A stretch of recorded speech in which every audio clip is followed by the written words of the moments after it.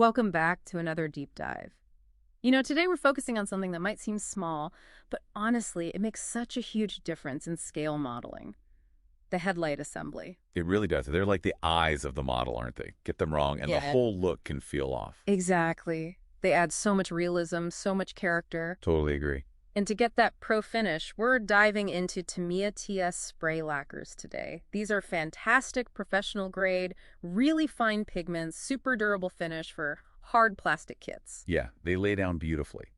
But it's crucial to remember, like you said, hard plastics only. Right. Big warning. Yeah. These are absolutely not for the flexible polycarbonate bodies, the Lexan stuff you find on RC cars. Definitely not. They'll just crack and flake right off. You need the PS paints, the polycarbonate sprays for those flexible bodies. Different chemistry altogether. It's all about the right tool for the job, isn't it? TS for styrene, PS for polycarb. Precisely. These TS lacquers bond so well with hard plastic. So our mission today isn't just reading off a color chart. We want to dig into the actual differences between Tamiya's white and yellow TS paints. How do you pick the right one for those faux headlights to make your model tell a story? Okay, but before we even think about color, prep work. Always. Oh, absolutely. Can't skip that. You got to clean the parts, get rid of any mold release, maybe deal with seam lines, and priming. Priming is essential. Especially with lighter colors like white or yellow going over darker plastic, right? Exactly. Primer gives you that uniform base, ensures the paint sticks properly, prevents weird transparency issues or the base color showing through. Non-negotiable, really. Okay, prep covered. Let's talk white. Tamiya has a few interesting options here. First one that comes to mind is TS 101 base white. Ah, yes, TS 101. Now, that's not really a finishing top coat. It's technical. Super high pigment load. It was made to tackle what people used to call the Tamiya white problem, wasn't it? Where standard whites just didn't cover well enough.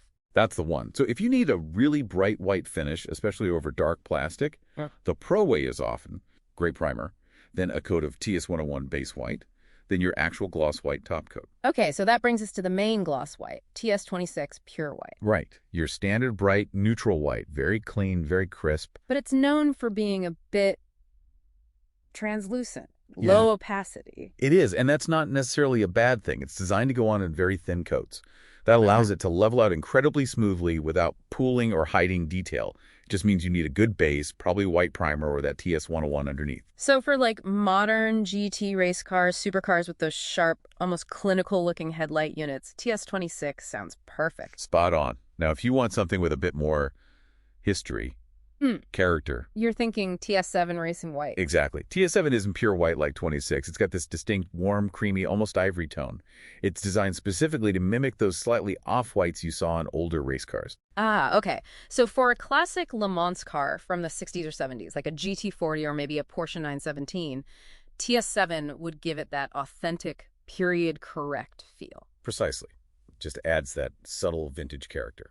And yeah, Tamiya does have other whites like pearl or matte white, TS45 and TS27, but probably not right for standard headlight buckets, right? Generally, no. Those are more for special effects or specific body finishes. Stick to TS26 or TS7 for most headlight reflectors. Okay, good distinction. Let's switch gears to yellow. This is interesting because yellow headlights have real history, especially in motorsport. Oh, yeah, absolutely. Le Mans is the classic example. The GT class cars had to run yellow headlights for differentiation and safety. And that came from French road law, too, didn't it? They mandated that selective yellow light until the early 90s. That's right. So putting yellow headlights on many European GT models isn't just a style choice. It's historically accurate. So paint choices. If you want a standard bright yellow, that'd be TS16 yellow. It's a bright primary yellow, maybe a little bit lemony. Like the whites, it benefits hugely from a white primer underneath to really show its true color because it's also quite translucent. But for that iconic endurance racing look, that specific Le Mans yellow. Then you need TS34 camel yellow. Camel yellow, okay. It's a much deeper, warmer yellow. It's got a noticeable orange, almost ochre undertone. The name itself is a nod to those famous motorsport liveries. It's really the go-to for authentic Le Mans GT yellow headlights from that classic era. It just looks right. Gotcha. What about TS47 chrome yellow? Where does that fit? TS47 sits somewhere between 16 and 34. It's brighter and more saturated than camel yellow, but maybe not quite as lemony as TS16. It's a very vivid, punchy yellow. Could work well if you want a really bold look perhaps on a more modern GT car where you're not strictly bound by historical accuracy. Makes sense. And again, there's a pearl yellow TS97, but that's an effect coat. Yeah. And TS3, dark yellow. Military color. For tanks and stuff. Definitely not for your car's headlights. Oof. Unless, maybe, it's a post-apocalyptic build. Ah, right. Duly noted. No desert tan headlights on the Ferrari. Please no. So you see, picking the right TS white or yellow isn't just grabbing a can. It's thinking about the specific hue, the finish, how opaque it is, and sometimes even the history of the car you're building. That really sums it up. Achieving that stunning realism, it hinges on getting the prep work right, the cleaning, the sanding, especially the priming, then nailing the technique, those multiple thin coats, and finally choosing the paint that tells the right story for your model. TS26 for modern crispness, TS7 for vintage warmth, TS34 for that authentic Le Mans glow.